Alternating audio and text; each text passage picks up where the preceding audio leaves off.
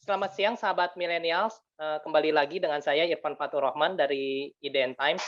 Kita balik lagi di program Ngobrol Seru. Kali ini kita mengundang, Presiden Partai Buruh, yaitu Pak, Said Iqbal, yang kali ini sudah bersama kami. Kita akan, membicarakan soal, eee, jaminan hari tua yang akhir-akhir ini menjadi polemik di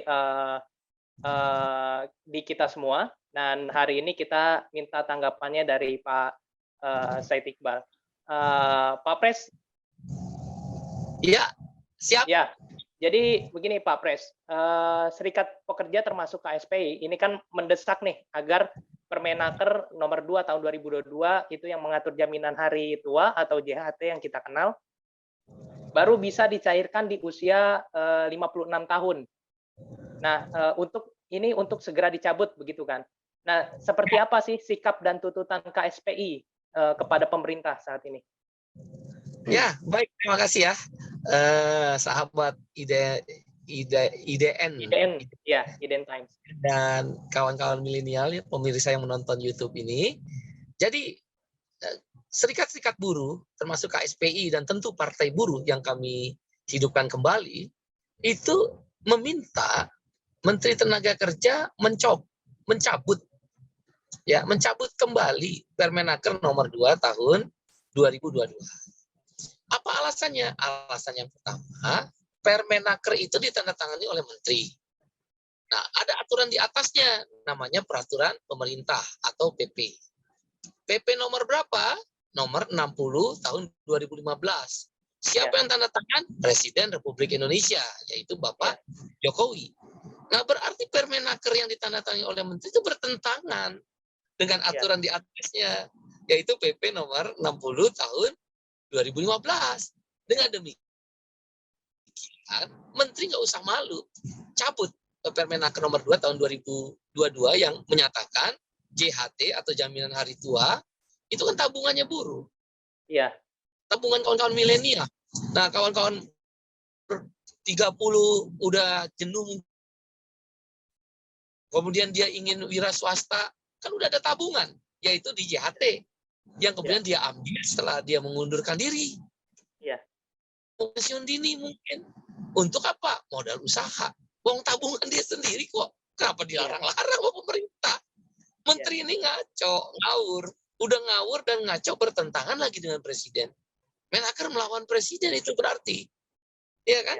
Nah, karena itulah kami meminta Partai Buruh bersama serikat-serikat buruh yang bergabung di Partai Buruh meminta Menaker mencabut Permenaker nomor 2 tahun 2022. Kembalikan kepada PP nomor 60 tahun 2015 atau Permenakernya nomor 19 tahun 2015 yang menyatakan bila mana terjadi PHK, maka saat itu juga paling lambat 1 bulan buruh, pekerja, karyawan, pegawai bisa ngambil tabungannya sendiri yang kita sebut dengan JHT. Dan JHT itu digunakan kan bagi yang mengundurkan diri atau pensiun dini bisa buat wirausaha. Kalau dia nunggu mana udah bangkrut duluan. Usaha itu kan tentang momentum. Ya, begitu dia ter-PHK, dia mengundurkan diri, jadi biaya untuk modal. Bagi buruh yang udah lama bekerja, dia dapat uang JHT untuk biaya bertahan hidup. Nah, kira-kira begitu. Ya, baik. Nah, kemudian nih, pemerintah kan setelah ada polemik ini, kemudian memberikan narasi-narasi bahwa, sebenarnya ada solusi dengan, jaminan kehilangan pekerjaan atau JKP ini. Nah, pandangan dari KSPI ini seperti apa JKP ini? Yang diklaim sebagai solusi dari adanya, JHT ini? Jadi sebaiknya para menteri itu termasuk Menko jangan berbohong lagi lah sama rakyat. Kebohongan-kebohongan yang terus disebar kepada publik itu membuat orang akan makin marah. Mari kita bedah satu persatu.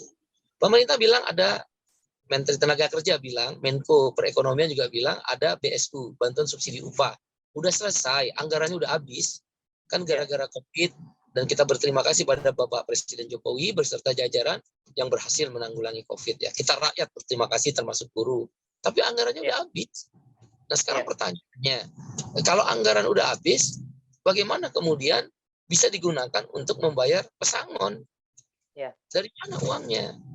Ya, jangan menebar janji kebohongan publik. Menurut kami itu kebohongan publik. Yang kedua, Ya. JKP itu ya adalah rekomposisi terhadap iuran buruh juga, bukan dari pemerintah, bukan dari pengusaha. Ya. JKP itu iuran buruh juga. Dari mana? Atau dia ngambil dari iuran JKK, jaminan kecelakaan kerja, dan iuran JKM, jaminan kematian. Itulah iuran yang diambil dari dua program itu untuk JKP. Pertanyaannya begini, ketika Anda dan kawan-kawan milenial, pemirsa IDN, membayar iuran JKK, kecelakaan kerja ya, dan iuran JKM, kematian, tujuannya apa? Kalau saya kecelakaan kerja, misal saya dari rumah ke pabrik kecelakaan, atau saya terpotong tangan di pabrik, atau lagi di perusahaan ada kesandung, kemudian kepalanya bocor gitu lagi di kantor. Nah, saya bayar JKK itu untuk itu.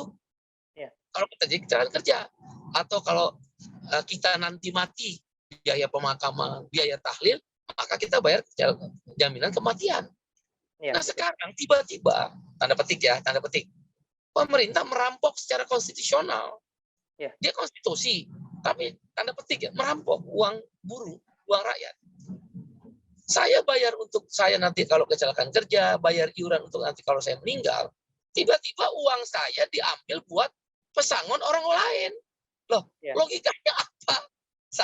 Anda, teman-teman milenial, bayar iuran JKK dan JKM untuk kalau saya kecelakaan kerja, kita mati. Tiba-tiba uang kita diambil buat bayar pesangon orang. Kan ngaco awalnya. Lah orang yang dipecat, orang yang pesangon kok kita suruh bayar. Iya, betul. Nah, itu kan berarti tidak ada kecukupan anggaran. Dan bagaimana dengan orang yang mengundurkan diri, misal kawan-kawan milenial ingin wira swasta karena jenuh bekerja, terus mengundurkan diri atau pensiun dini lah. Pensiun dini. Dapat nggak JKP? Tidak. JKP itu yang PHK. Mengundurkan diri, karyawan kontrak. Nah, ini banyak sekali nih, jutaan. Puluhan juta karyawan kontrak, karyawan outsourcing, yang mau pensiun dini, mau usaha, nggak dapat JKP. Makanya jangan membohongi publik. Yang ketiga, JKP itu hanya terbatas 6 bulan. Setelah 6 bulan dari mana duitnya? Ya mendingan kita pakai tabungan kita.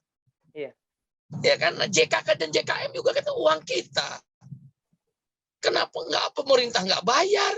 Pengusaha nggak bayar, buruh yang bayar sendiri mau ngambil tabungannya kok dilarang. Nah, JKP itu sifatnya hanya 6 bulan. 3 bulan pertama dikasih juga nggak penuh, 45% dari gaji upah minimum. Terus 3 bulan kedua, 25% dari upah minimum. Nah kan kecil, nggak cukup. Nah kalau orang mengundurkan diri mau usaha, dari mana dia dapat 45% dan 25% tadi? Nggak dapat. Makanya jangan membohongi publik. Jelaskan yang benar. Oleh karena itu, dari awal, serikat-serikat buruh, dan tentu sekarang partai buruh menolak adanya JKP. Yang benar itu, saya kan ini ILO Governing Body, saya ini pengurus Pusat Badan Perserikatan Bangsa-Bangsa PBB, berkantor di Jenewa. Yang namanya orang nganggur, orang ter-PHK, itu jaminannya namanya bukan JKP, tapi Unemployment Insurance, atau jaminan pengangguran. Kita setuju nggak? Setuju. Karena saat kita kerja, kita bayar pajak. Pada saat kita ter-PHK, wajar kalau negara bayar kita. Namanya jaminan pengangguran. Dari mana anggarannya?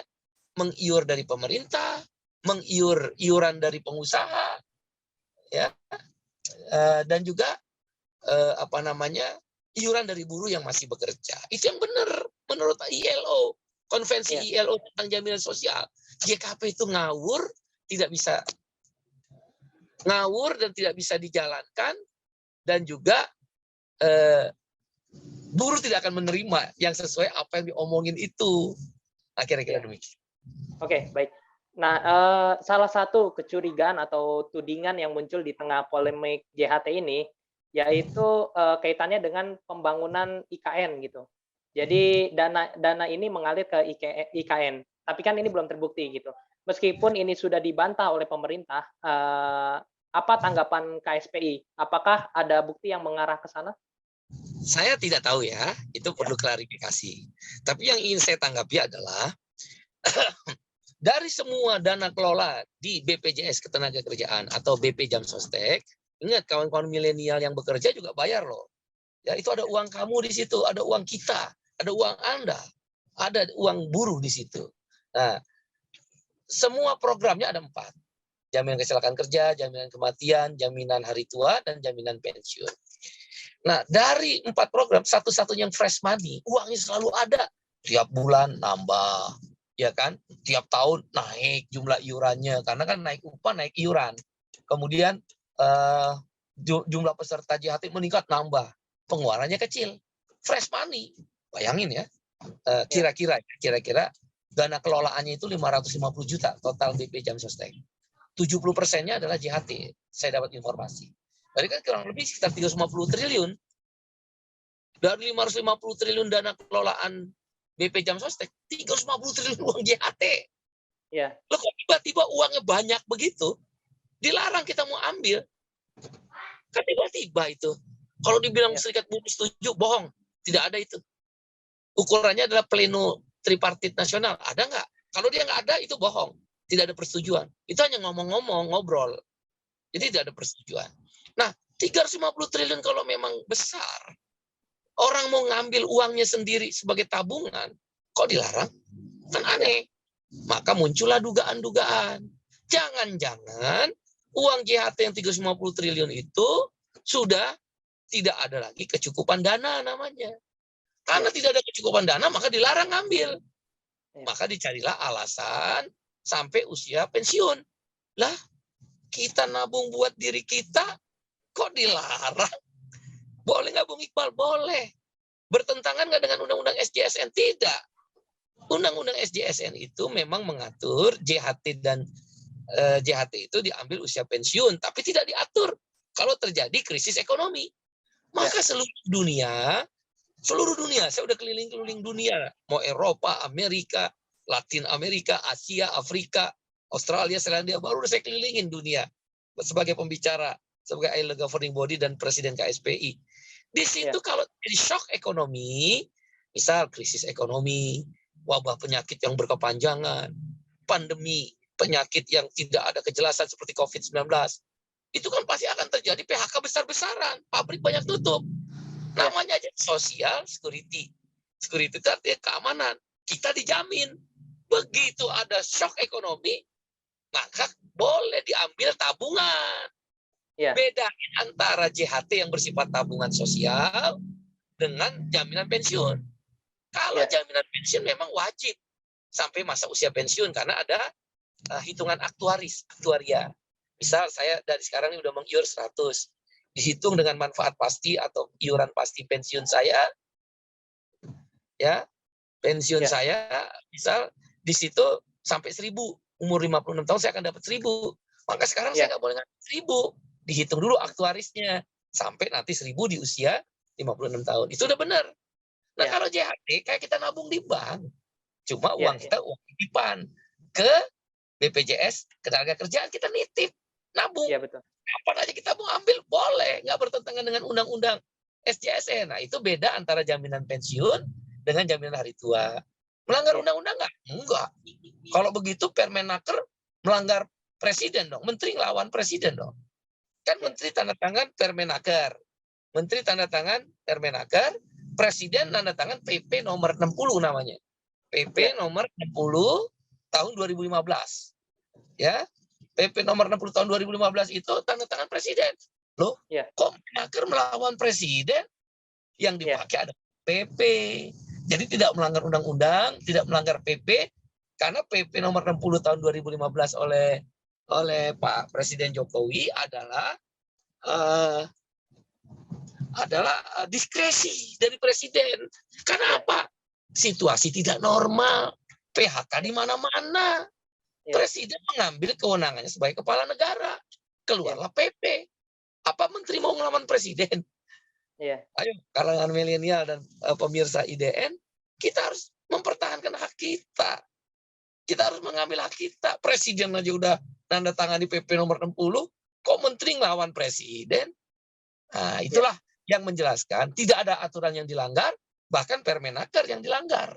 Dan tidak ada aturan yang bertentangan dengan hukum internasional, ILO Convention tentang jaminan sosial atau social security, dan semua negara lazim tabungan sosial akan diambil diberikan kepada pesertanya, termasuk buruh, termasuk kalangan milenial, kalau kondisi abnormal.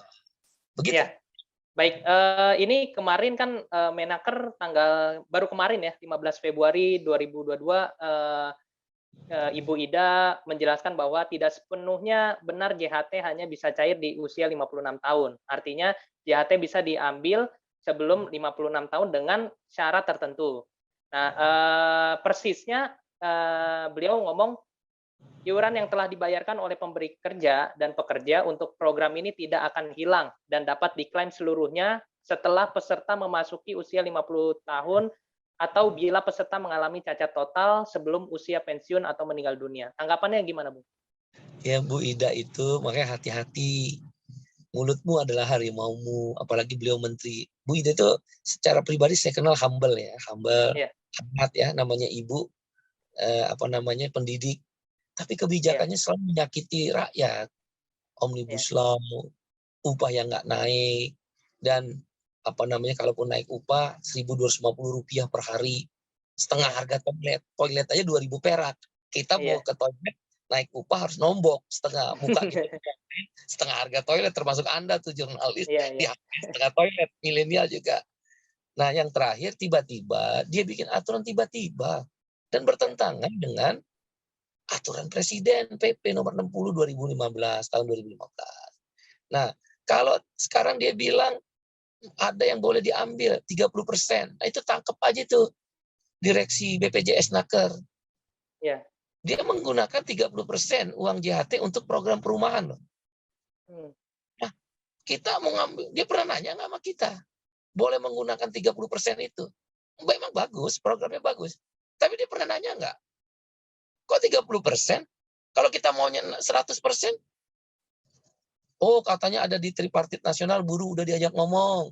Di BPJS Naker sudah ada dewas dari perwakilan buruh. Enggak pernah tuh saya tanya mereka menyetujui itu.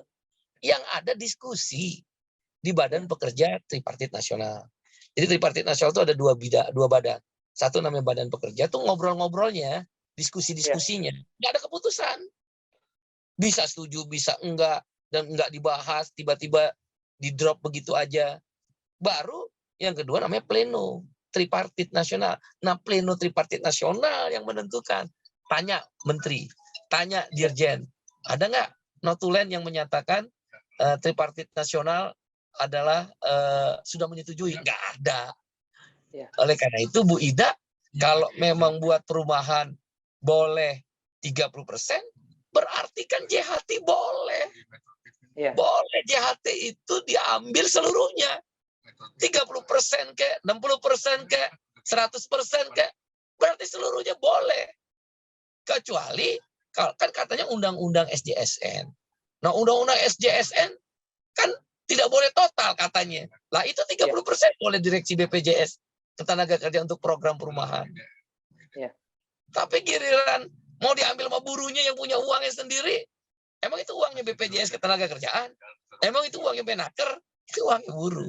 Seluruh dunia, mau di Yunani, Spanyol, Prancis, Nordik, Swedia, Finlandia, Norwegia, Denmark, Australia, Selandia Baru, Brazil, Kolombia, Jepang, Singapura, Malaysia, Provident Fund atau jaminan hari tua itu boleh diambil karena namanya tabungan, nggak perlu dihitung secara aktuaria untuk jaminan pensiun. Saya yakin kawan-kawan milenial paham ini. Dan sekali lagi mereka bisa menggunakan JHT itu untuk modal usaha. Kan tidak semua orang senang bekerja. Suntuk. Nah, tabungannya mau diambil masa nggak boleh. Apalagi sekarang startup kuliner ya. Startup yang kreatif-kreatif itu. Kan bagus. Ada modal usaha. Udah pemerintah nggak mau ngasih modal usaha. Orang mau ngambil uangnya sendiri buat modal usaha. Masa nggak boleh? Ngaco dong pemerintah kalau kayak begitu. Kira-kira demikian. Jangan. Jadi Bu itu menjilat ludahnya sendiri. Undang-undang SJSN katanya dipakai dasar untuk membuat Permenaker nomor 2. Undang-undang SJSN itu mau sedikit, mau banyak nggak boleh. Nah, tiba-tiba di Permenaker itu dia bilang boleh 30%. Nah, kalau boleh 30%, berarti 100% juga boleh. Jangan setengah main, itu dijilat ludahnya sendiri. Udah di ini dijilat lagi ludahnya, udah dibuang. Kira-kira demikian lah. Baik, baik. Nah, hari ini kan kawan-kawan buruh turun nih ke jalan di Menaker dan di Jam Sostek. Nah, ini bagaimana tuntutannya kan mencabut Permenaker nomor 2 tahun 2022 tentang yang mengatur tentang JHT ini. Salah satu tuntutannya itu kan. Nah, apabila tuntutan ini tidak dikabulkan, apakah KSPI akan membawa ini ke MK? Pertama, tuntutan hari ini aksinya serempak di seluruh Indonesia. Kami mewakili kawan-kawan milenial, kawan-kawan orang yang separuh baya, ibu-ibu yang mau ngurus rumah tangganya, anaknya yang ter-PHK atau mengundurkan diri, seluruh buruh. Nah, makanya partai buruh yang muncul. Ini partai memang kita desain perjuangan kelas. Kayak begini-ginilah jaminan sosial. Kita akan berjuang habis-habisan. Kita meminta pada aksi hari ini yang diorganisir oleh Partai Buruh ya bersama Serikat Buruh, 2, cabut Permenaker nomor 2 tahun 2022, kembalikan kepada Permenaker nomor 19 2015 atau keputusan Presiden melalui PP nomor 60 2015 yang menyatakan bahwa JHT karena dia tabungan sosial boleh diambil setelah ter-PHK, tidak perlu menunggu usia pensiun paling lambat 1 bulan. Kenapa Bung Iqbal? Karena ekonomi sekarang masih belum begitu baik. Memang kita bahagia ya, pertumbuhan ekonomi 3%. Kerja keras pemerintahan Pak Jokowi bersama seluruh jajaran menteri kita apresiasi. Tapi ingat, pertumbuhan ekonomi yang 3% itu banyak disumbangnya oleh pertambangan dan kelapa sawit. Itu yang menjelaskan minyak goreng jadi habis, hilang di pasaran karena sawitnya udah banyak dipakai ekspor. Nah itu juga di situ. Nah, sektor manufaktur masih sedikit. Kalau sektor manufaktur masih sedikit atau pabrikasi masih sedikit, itu artinya pertumbuhan ekonomi manufakturnya masih lesu. Hotel-hotel, pariwisata masih banyak PHK. Pabrik-pabrik terutama di garment, tekstil, labor intensif, makanan, minuman masih banyak PHK. Nah dengan demikian masih abnormal situasinya. Walaupun ekonomi sudah mulai tumbuh positif 3%. Nah kalau dia masih abnormal, banyak PHK, seperti tadi saya bilang, diambillah namanya social security dalam bentuk tabungan sosial atau provident fund, atau di Indonesia dikenal JHT. Wong PP nomor 60 tahun 2015 masih ada. Presidennya Pak Presiden Jokowi, belum dicopot, diganti oleh Pak Jokowi, ujuk-ujuk Bu Ida kok ngambil begitu. Nah, membuat Permen nomor 2. Yang kedua, tuntutan kami copot Menaker. Dia sudah melawan presiden, merugikan buruh, merugikan kalangan milenial yang ingin usaha, tabungannya kok nggak bisa diambil, copot Menaker. Itu memang kita tuntut. Dan aksi ini serempak di seluruh Indonesia. Dan kalau nggak didengar, ya kita aksi terus.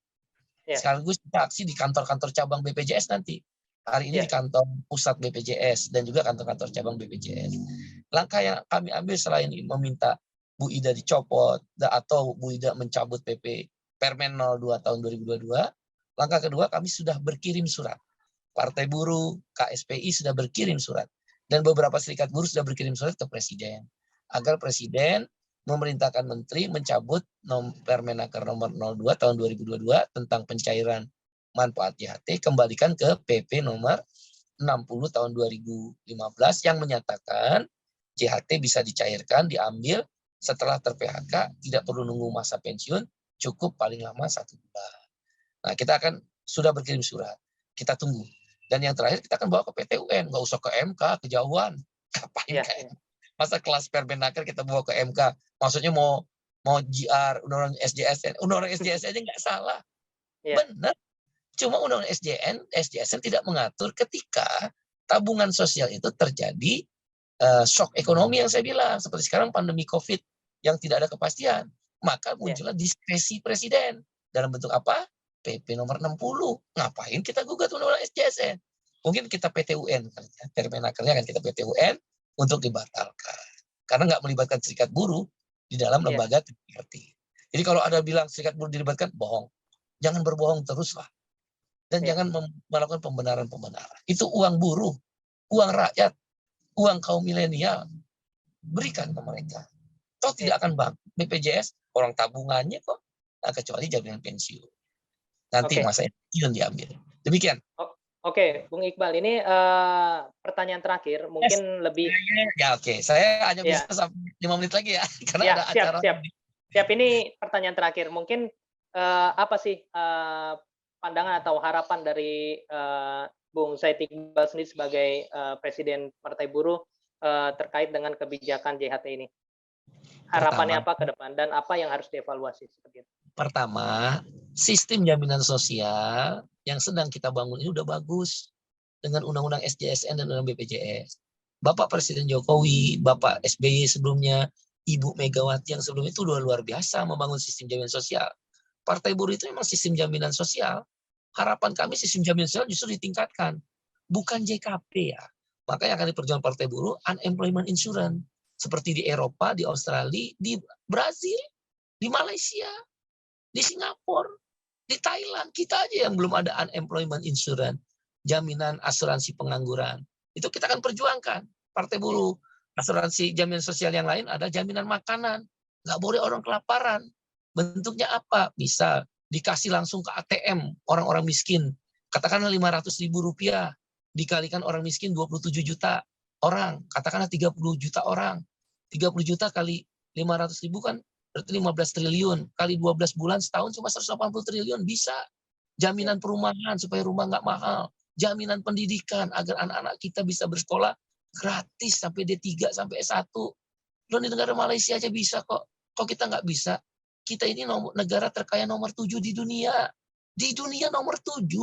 Makanya masuk G20. Apa sih artinya G20? Government 20, G20?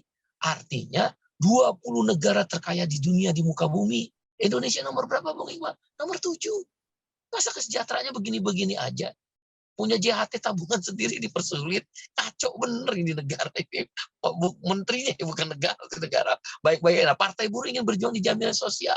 Ingin berjuang di lapangan kerja yang berbasis pasar sosial. Nah, untuk jangka pendeknya bersama Serikat Buruh, kita meminta DPR turun tangan lah, bikin pansus JHT. Jangan-jangan nih ada uang yang tadi pertanyaan Mas tadi itu dan pemirsa yang ada dikhawatirkan seperti kasus Asabri. Triliunan loh. Iya. Iya, betul. Jagung waktu itu udah bilang, ada potensial ROS 50 triliun. Wah, digerebek lah kantor pusat BPJS Naker. Tiba-tiba dibilang turun jadi 20 triliun. Tiba-tiba kemarin saya dapat informasi dari kawan-kawan media, teman-teman wartawan, udah bang deponering. Lah, kok begitu aja? Kita nggak pernah tahu apa yang terjadi dengan uang JHT kita 350 triliun loh. 350 triliun loh. Jangan-jangan kepake untuk apa tuh? Tidak ada kecukupan dana. Nah, itu yang dipertanyakan oleh kita semua. Kita mau ambil uangnya ketika terjadi PHK karena ekonomi tidak normal. Kecuali ekonomi udah normal, suasana udah baik. Nah, yang berikutnya kita minta pansus DPR bentuk pansus JHT. PTUN tadi kita ambil langkah dan kita harapkan segera Bapak Presiden memerintahkan Menaker untuk mencabut Permenaker nomor 02 tahun 2022. Kalau emang uangnya ada, kita nggak bangkrut kok. Nah, itulah kenapa Partai Buruh ingin berjuang jaminan sosial yang lebih. Ada 10, sekarang 5, kita 10. Saya kan udah keliling dunia. Semua ada, kenapa negara kita nggak ada?